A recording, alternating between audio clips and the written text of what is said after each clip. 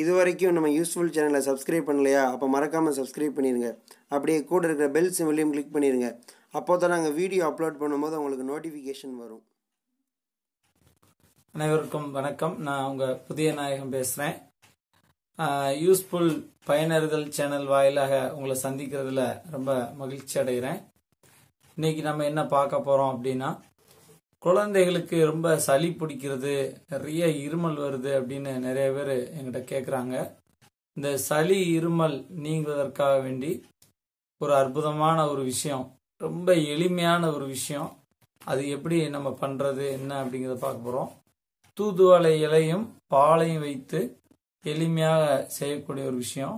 இப்போ நம்ம அது எப்படி செய்யலாம் அப்படிங்கிறத பற்றி பார்ப்போம்.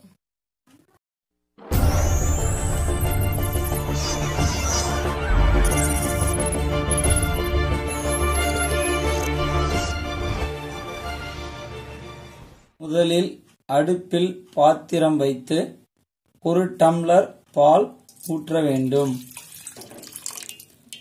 இந்த 1 டம்ளர் பாலுக்கு தூதுவளை இலை பெரிய இலையாக இருந்தால் 1 இலை போட வேண்டும்.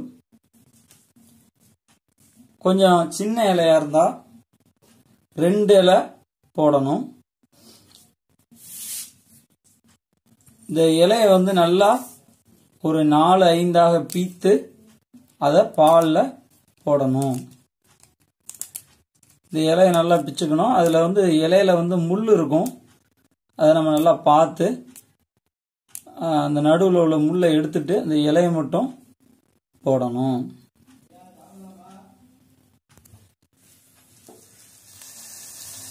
இந்த பால் நல்லா கொதிக்கணும். இந்த பால் நன்றாக பொங்கி வந்தவுடன் இறக்க வேண்டும். இப்போ பாலை இறக்கியாச்சு. அதை நம்ம வடிகட்ட போறோம்.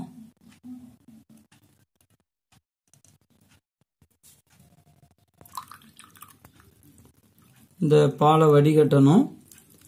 இது நீங்க டீலையும் இந்த மாதிரி போட்டு குடிக்கலாம். ஒருவேளை அந்த குழந்தை பால் குடிக்கக்கூடிய குழந்தையாக இருந்தால் அவங்களுடைய அம்மா குடிச்சாங்க அப்படின்னா இந்த குழந்தைக்கு பால் கொடுக்கறது மூலமாக அந்த குழந்தைக்கு சளி பிடிக்காது. இப்போ பாலை வடிகட்டியாச்சு.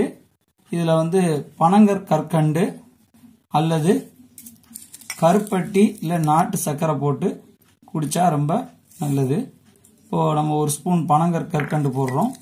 போட்டு அதை நல்லா கலக்கி விட்டு இதை இப்போ குடிக்கலாம். இதை குடிச்சு வந்தீங்கன்னா சளி ஒரே நாளில் உங்களுக்கு இறங்கிடும். சளியினால் வரக்கூடிய தொந்தரவுகள் எதுவுமே இருக்காது.